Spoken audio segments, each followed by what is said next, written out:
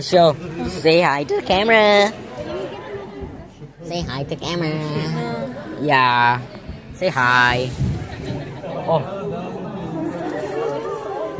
Bro, I'm recording this whole place. You guys can give the doors on either side of the tram a little jiggle, as these only latch and do not lock, so please don't lean on them or sit on them at any point during the tour. Look at For that. medical emergencies and medical emergencies only, if you look up, you'll see yellow emergency strips. Press and hold these and it will alert me in the cab and I'll come and help you out. For the first cab, you don't have these, so just tap on my window or let someone in that second cab know to press those strips for you. Now, dropped items are not medical emergencies, so if you happen to drop an item, just remember the location of where you dropped it, and I'll go ahead and grab it for you at the end of the tour. And you guys are more than welcome to stand, but only when the tram has come to a full and complete stop. Other than that, please remain seated and keep all hands, arms, legs, loose items, and babies inside of the tram. Oh. And finally, we are going to Babies. be entering the homes of wildlife. I don't have a So child, everyone, so. please maintain indoor Oh my God, distance. it's I know so we get very windy. excited, but we want to do a good job Ruby, of respecting them. say hi to camera. Your voices loud, you don't need to holler at them. They're already aware that we're going to be coming by. Well, welcome to the Oh my God, there's a giraffe. everyone. My name is Marty, and I'll be your guiding driver for the next 25 minutes. And we're already I see the giraffe. over on the passenger hand side. You can see Look at the cheetah giraffe. just amongst those little Ooh. trees there. Look at the giraffe. Now the cheetah Where? can run as fast as 70 miles per hour. As fast as your car on the freeway. Where's the But cheetah? they can only keep the speed for about 20 to 30 seconds before becoming completely exhausted and having to rest for the next hour or so. Now we are seeing beautiful towers of giraffes over on the driver hand side. And keep your eyes peeled because we may get a chance to see the newborn baby giraffe. Oh, I do see them already. Now that little one is roughly around 2 weeks old. They were born on January 2nd. Wow, that's a while back. Habitat that we visit and hang out in, so we'll get a chance to see her at the very end of the tour. We are seeing quite a bit of brown antelope at the very top of that hill as well. You know about cat's eye? Yeah. Ruby, say hi to the camera again. Just past this large structure at the very top of that hill. But again, we're going to spend some time with them at the very end of the tour. So we are visited by two bird habitats with a variety of different species of birds. My first time seeing pelicans, a marabou stork, sacred ibis, East African pelicans, and many more different species. Antelope. Second habitat, we're going to be seeing the greater flamingo, but we're going to take a brief pause. If you guys Flamingo? look at the very We're gonna see the YouTuber Flamingo? We're seeing the Thompson's gazelle. Now, that little one that is also a newborn there, they're roughly around 2 weeks old as well. I believe they were born either. We're gonna see the YouTuber Flamingo and his family. Day after, if I'm not mistaken. What? Compared they are to the rest of the Thompson's gazelle there. Now, I was mentioning the green Now, you guys might be thinking they're a little bit light in color, and that's for a reason. They live in really hot salt marshes out in Africa, so they have to have that light coloring to blend in really nicely with their environment. It also helps them reflect any heat of their body. Now, the San Diego Zoo Wildlife Alliance. Yo, hi! Owl. I do want to formally introduce my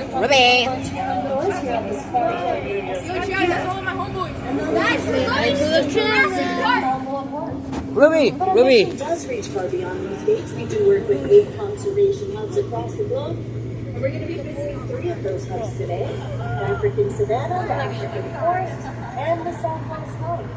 But none of this would be possible if it wasn't for your visit here today, because your visit here today helps us fund the work that we do. From habitat protection to veterinary care to education programs. So truly thank you guys for becoming allies for wildlife today.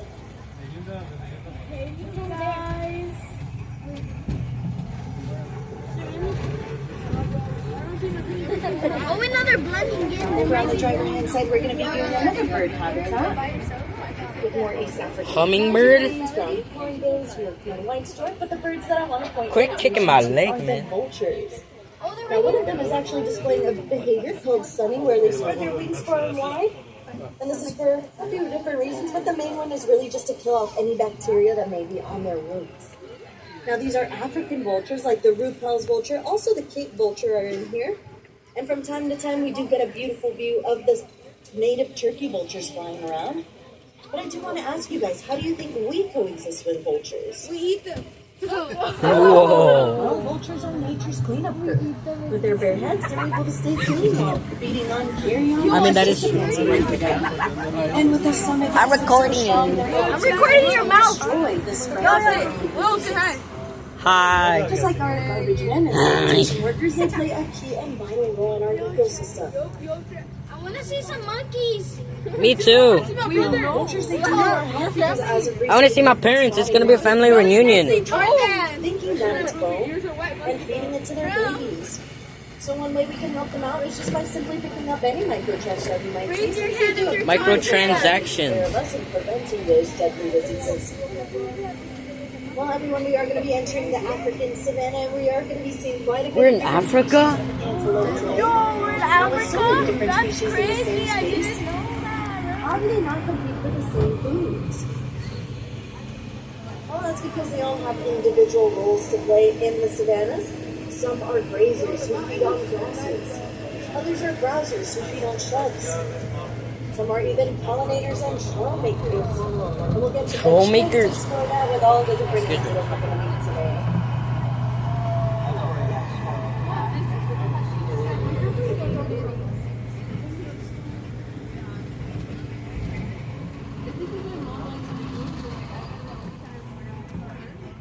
Smells like lambs. Lance or ranch? Like barbecue. Now, for the first antelope we're meeting today, Babaca. actually, we're seeing two from this point. We're not going to be able to see the lips and waterbuck. They're really close to the wall. So once we pass by them, we're not going to see them at all. But we're seeing the lips and waterbuck, and then the hemsbach right in the center. No of the more there. saying cuss words, Now guys. the hemsbach have this beautiful crest G-Rock. that lines up really It's nicely to their inappropriate large and heads, making them violent. appear much larger than they actually are. And when you face them head on, their ears present as false eyes. Like you can see that in a few of the individuals in the center there. This helps them confuse predators because predators see their faces and they see a face of a predator but the body of an antelope. So this really confuses them. It makes them think twice about whether or not they should even be approaching this antelope at all. Now we are passing by the final bird habitat over on the passenger hand side with Dalmatian pelicans, greater white pelican, red-breasted geese, and more vultures like the lappet-faced vulture, and more Ruppels and also Cape vultures in there. And then high and above us, of course, we're getting some ravens, some crows. I did see a few turkey vultures flying around earlier today, so just keep an eye for them. Anything that's cut with football, I eat it. If I see a lizard, I'm grabbing it and eating it too. That's just straight up. No, it's not. Now for the next antelope we're going to meet, closest to us. I don't even know what you were gonna say, but still, I don't know. But they are not. They eat the springbok. Yeah. Now the springbok have the name for a reason. It tastes like frog because they like legs. to inhibit a behavior called crawling, where they jump around 7 to 10 feet in the air. And this is for a few different reasons. The main reason is really to confuse their predators. Other reasons, more mainly specific to males, they do this to impress the ladies. And then the final reason why they do this is really just to get all their energy and excitement out. It's how they display their singings. Now, if you want to see that behavior, you can check that out on YouTube. It's just a video called Springbok Cronking, and you can see that Ruby. behavior there. YouTube. It's like a puppeteer lifting them up high up in the sky from their spines. It's very, very cute. Now, we did see a larger antelope at the very top of that hill, right next to that caravan there. But we'll Look at those start on the giraffe. other side of the habitat, they are the Patterson's eland. We are seeing some sable antelope just past these pepper trees as well. Yeah, the giraffe. But of course, we are seeing the beautiful Maasai giraffe and their two little ones in this herd. Now, the first one we're seeing there, that is Supira. She's the little one of the herd, along with her brother Matope, who's walking down that road there. Now you can kind of tell the difference between the two because Supira happens to have fluffier ossibones. And then when they're standing next to each other, Matope is a little bit taller than her. Now, as far as their height goes, they're roughly around 8 feet tall. And they're 8 about 8 feet. months old now. Whereas their parents, they're about 14 to 16 feet tall. And aside from being the trunk trimmers of the savannah, they are also the watchtowers of the savannah. With a sweeping view over the horizon, they're able to see if there's any signals of safety or danger up ahead. And a majority of the wildlife actually depend on the giraffe for these signals of safety or danger. We also got a good thing. Now, a majority of the predators, though, they do consider the giraffe as snitches because they're always letting everyone Snitches else know get what's stitches. going on. But we greatly appreciate the giraffes for their efforts in just letting everyone know when things are safe or when it's time to run. You know what they always say? They just get Now, I stitches. do want you guys to remember how tall these little guys are. They're about 8 feet tall. I will ask you once we get to that last habitat how tall you guys might think that little one is. But we are approaching on the wonderful Cape Buffalo. They are absolutely one of my favorites because they're very community-based and are led by matriarchs. And a lot of people think that they're very aggressive, but they're not. They're just very protective of their family members. So much so that whenever they're facing any sort of danger, they will form a circle. And in that circle, they will place their most vulnerable, like the elderly, the injured, or even their babies. And outside of that circle, they will place their biggest and most strongest. And if they're ever faced with any immediate danger, like their main predator, the lion, I think I'm hearing somebody hooting and hollering out there. That is one of the Somalian lions. Now he is being a little rambunctious out there, trying to get the attention of all the ladies. Where? Now, they are one of the rarest equids in the world, and it's mainly because there's a lot of civil unrest going on in Somalia right now. Their exact population count we're not too sure of. Some are estimating either under 200 left in the wild. Some are estimating under 50 left in the wild. But with the species protection plan in place, their job is really to get those population numbers up, and I think that's what the gentleman out there is trying to achieve at the moment. But their job is really to get those population numbers up, so hopefully one day when things get better in Somalia, we'll be able to reintroduce them with the population numbers. But for the time being, they're going to remain here and continue to thrive until that day comes. I'm going to leave for the parents back there. I apologize to let the explaining do to the little ones back there. But as we head up this hill, everyone, we're going to get a chance to see more wildlife like roan antelope, wildebeest, Rwanda cub. So just enjoy the views until we reach the top of this hill. People are saying this is boring. I think quite the opposite. Dude, this has been recorded for 12 minutes. Mine was 20.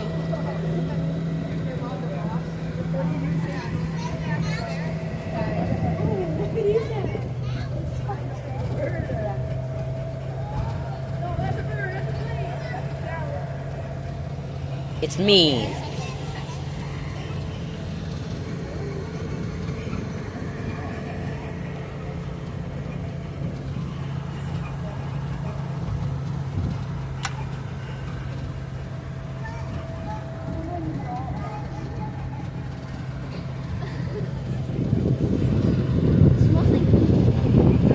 It is doo-doo.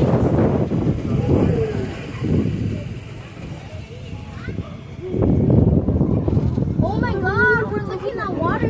Stop. We are. Wonderful view of the African savanna, but we're going to take a brief pause and turn our attention to the African forest on the That's some Pacific clean water, bro. side. That's Now, if you don't see anybody water in to here, drink. that's quite all right. Bro, There are look. red friends You like my giraffe? here, along with the Tray and bongos as well. Me too. But they do a really good job of blending in with their natural environment. Now, as we're sitting here viewing the forest, can anyone think of how we are directly connected to the African forest? Well, our direct connection is actually sitting in our pockets and in our hands. It's our devices. Because in those devices, there are minerals called coltan and cobalt What's the weather? Kind that of are regularly mined out in the forest. cloudy, Fortunately for sunny. us, it does help us power our devices. It's but clunny. It's causing quite a bit of habitat destruction. It's clunny. But there are still ways that we can help out the forest, even though we're It's thousands clunny. of miles away. It's cloudy and sunny. By recycling any old unused device we might have. because there's been more than enough coltan and cobalt already mined for us to repurpose it and recycle it into new devices in the future. Even keeping our Ruby, phones for a little don't bit say hi to longer than YouTube. Upgrading to the newest and latest version right away Hi, TikTok. can make a world of difference. TikTok? Now, I know we did see the wildebeest. Yeah, I'm splitting this piece of the video So I'm gonna for speed on TikTok. ahead to spend some time with them. Now, I absolutely love the wildebeest. I was mentioning that antelope play many roles. Wildebeest I don't know. Now, aside from being grazers, they are also pollinators. Wait, do rhinos have a little tail? And with their coats Yes. and their beards that we're going to see right now, just past these trees here, their coats and their beards are able to pollinate during their great migration that they do every single year, with about 1.5 million of them making that great migration. And with their sheer population size, they create trails for other wildlife. Look at my doggy do.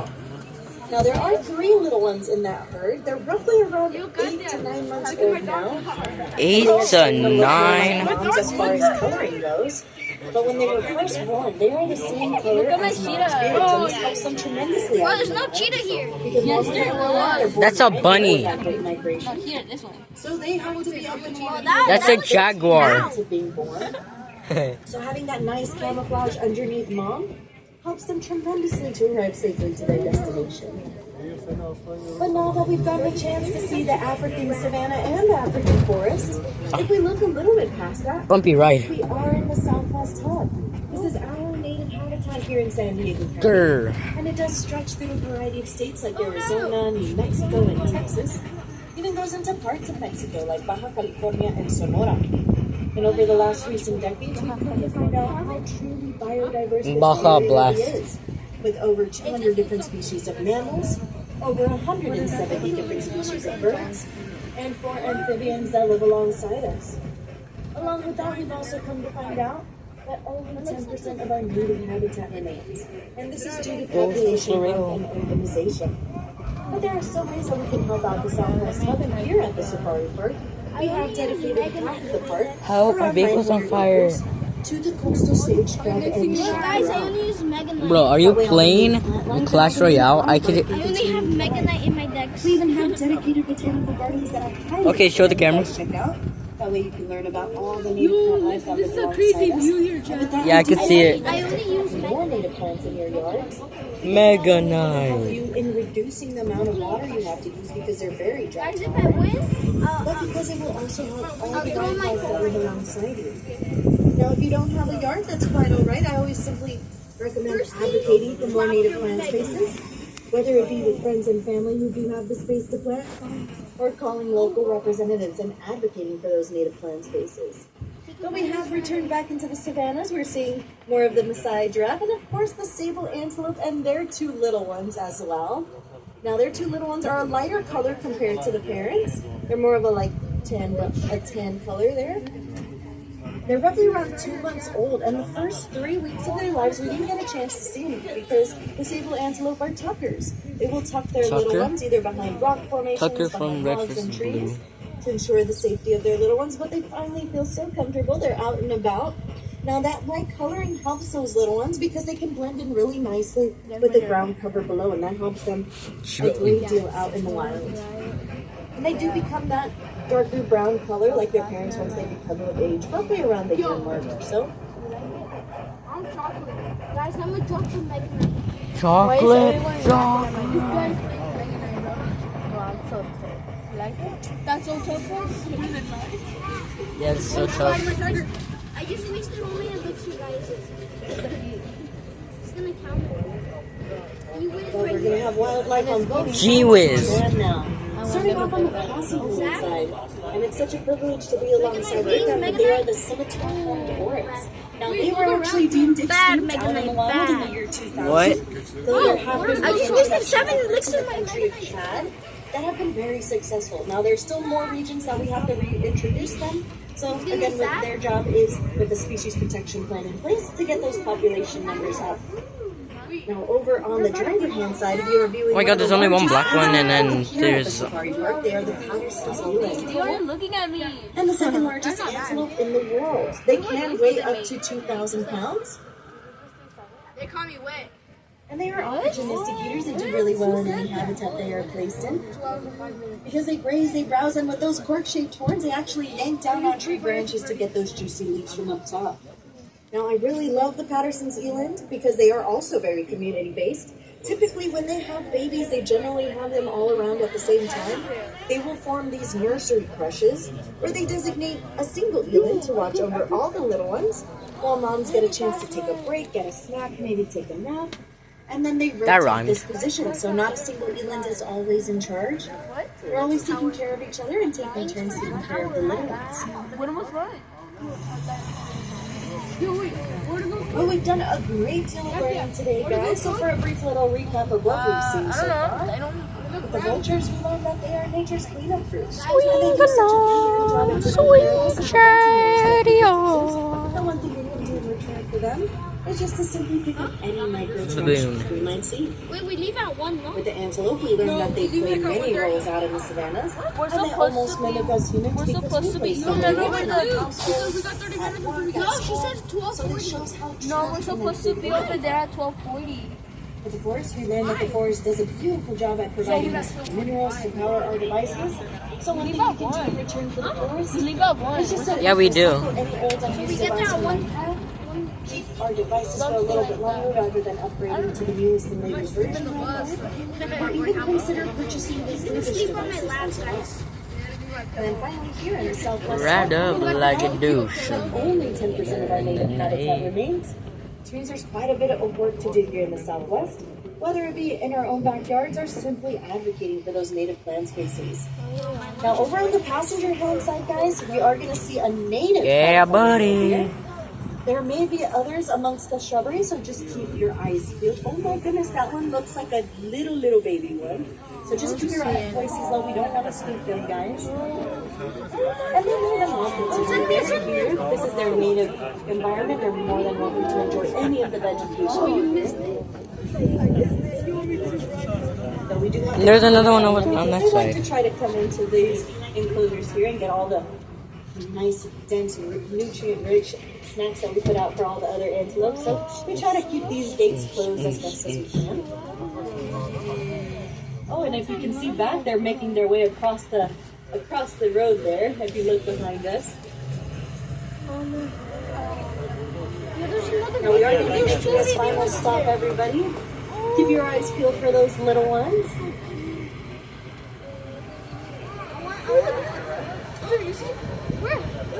Oh, and of course we're seeing beautiful southern white rhinos at the very top of that hill there. Now, southern white rhinos and rhinos in general, they're often poached for their horns because there's a belief that rhino horn is medicine. But rhino horn is not medicine. It's actually just a protein called keratin, just like our hair, our nails, and bird feathers. So one way we can help them out is just to simply spread the word that rhino horn is not medicine. It's actually just keratin, just like our hair, our nails, and bird feathers. Hi, YouTube. Why didn't you check the closet? Honey, where's my super soup? Oh, there she is, just right behind Mama. I don't know what that Well, said. that's Mama Siri there. She's about 10 years old with her first baby giraffe there.